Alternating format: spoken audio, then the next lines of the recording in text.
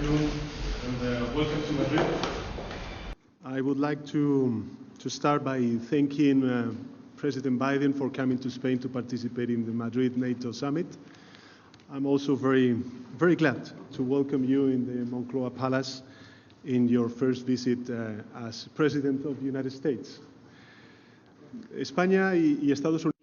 Spain and the US are allies. We are strategic partners. We are friends. We are linked together by strong historical bonds and strong partnership in many topics.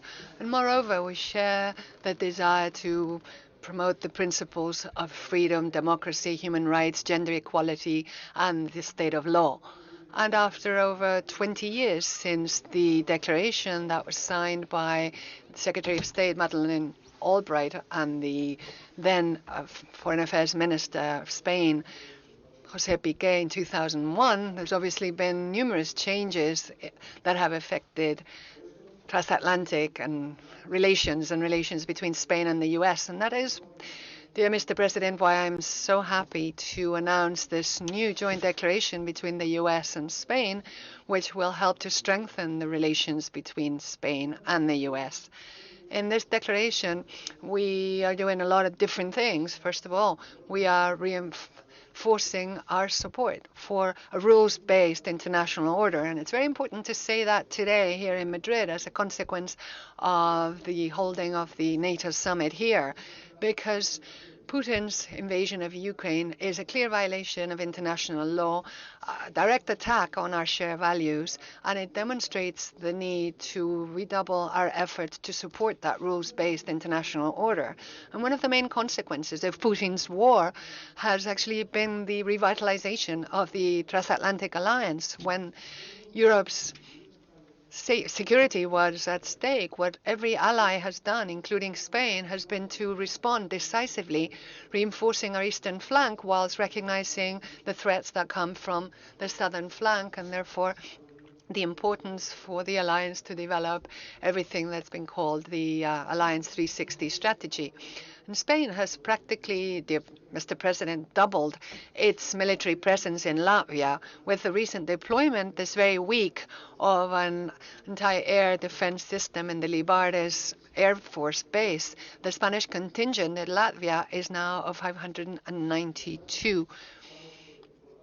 And we're also taking part in the Baltic Air Police patrols. Our Navy ships are maintaining their presence in the alliance's permanent forces. And so in total, Spain is participating with its deployments in 5 NATO missions with a total of 1,471 forces deployed. And in this context, in which we're dealing, I think, with the biggest challenge to peace in Europe since the end of the Cold War, today, the US and Spain have committed to strengthen our cooperation in the areas of defense and security. Specifically, we have spoken about the US's interest in increasing its presence in Rodas Navy base in order to strengthen the alliance's collective security. And on the other hand, and as is set down in the joint declaration, we have agreed to strengthen the bonds between us in the areas of justice, cybersecurity, energy security. And by the way, I'm very grateful to the US government and the whole of the US for all that LPG that we are receiving in Spain, and also the management of immigration flows, everything that has to do with climate change, technology, and digital transformation. So in this update of this joint declaration that was signed back in 2001, we are expanding and reinforcing our bilateral relations. And we're also, of course, aware of the importance of the trade relations between our economies. And in our respective national recovery plans, we see an excellent opportunity for U.S. companies in Spain and Spanish companies in the U.S. And in that context, I would like to thank President Biden for his role in redefining the transatlantic trade relations, which over the last year have been able to resolve past differences and embark on a much more positive track, forgetting that past and looking towards the future with hope. We also agree on the importance of promoting a positive agenda in Latin America. a region which, in the most part, is a region with shared values, and together we will be able to better defend a rules-based international order. Together, we've also discussed the increasing challenges of a very important region for Spain and Europe, which is the Sahel. Also, the role of China in the current geopolitical context, which will be discussed in the NATO summit. So we will continue to work together in multilateral fora like the UN and the G20 in order to promote a coordinated response to all the global challenges we have, including the climate emergency, food security, or the architecture of global health after the COVID-19 pandemic. So overall, this visit, dear Mr. President, has been a significant turning point in the bilateral relations between our two countries. Thank you for your leadership. We are pleased to have the U.S. back on the side of multilateralism. The Madrid NATO summit will start tomorrow, and the decisions that we will take will reinforce our transatlantic bond. You can count on Spain as a solid ally and friend, and thank you very much, Mr. President. Well, thank you, Pedro. You can count on us as well. And, thank you for welcoming me today here and for hosting the NATO summit in Madrid. And we had a very warm and personal discussion upstairs. And one of the things I look forward to is having that hour together before we begin the whole conference. We're marking 40 years since Spain joined NATO and becoming an indispensable ally. And today we're standing together to defend our shared security, and I emphasize shared security, strengthen our transatlantic alliance and meet the challenges we face today and in the future. That's one of the things we're going to be talking about in this meeting this week. And as President Sánchez and I want to talk to you, thank you for Spain's hospitality for U.S. service members and their families stationed here in Spain. Mr. President, you're hosting a truly historic summit and the key moment in our alliance when Russia's unprovoked invasion of Ukraine has shattered peace in Europe and shattered every norm since World War II that's been in place. And I want to thank you personally, for your leadership. Transatlantic unity has been and will continue to be the greatest strength in our response to Russia, transatlantic security. We're standing as one to support Ukraine and to enhance our own deterrence and defense capabilities. And as I said before the war started, if Putin attacked Ukraine, the United States would enhance our force posture in Europe and respond to the reality of a new European security environment. Earlier this year, we surged additional U.S. forces to Europe to bolster our alliance in response to Russia's aggressive actions. And for months, we've been consulting closely on additional steps the United States will take alongside our allies who are also stepping up and strengthening our selective and collective security. Together, the new commitments will constitute an impressive display of ally unity and resolve and NATO's 360-degree approach to our security. I'm looking forward to discussing all of this during the summit.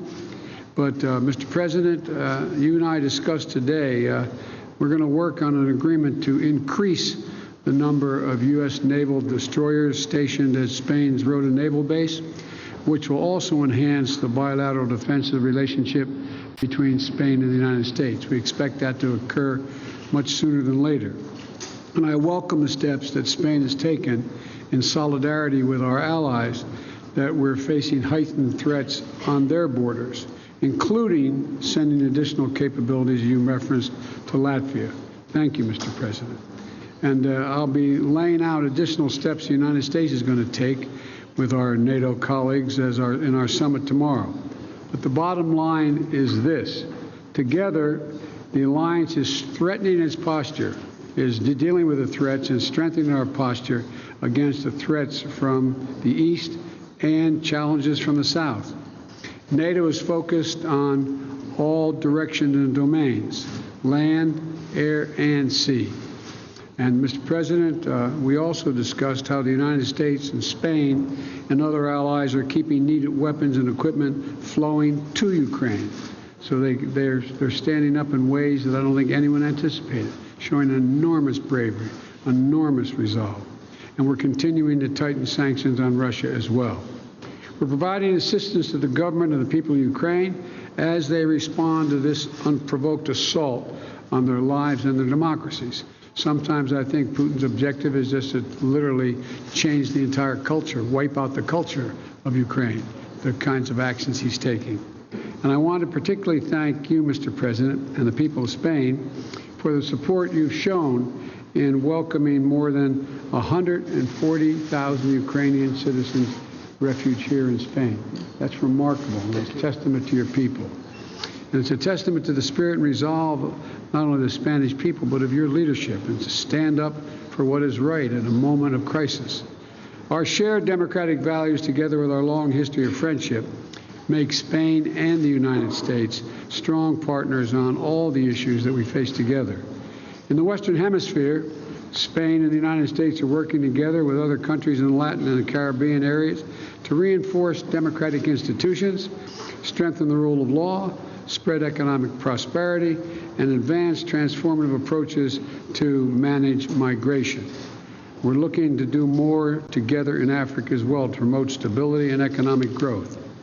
And we reaffirmed our joint commitment today to continue to work together on the biggest challenges that affect the people all around the world, from COVID-19 to climate change.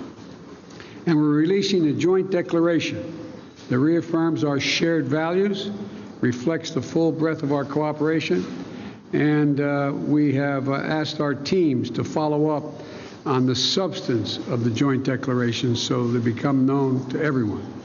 And so thank you again, Pedro, for your friendship and your close partnership. And we had a good discussion today, and I'm looking forward to continued good discussions the remainder of this conference. But thank you for your hospitality. Thank you. It's unmatched.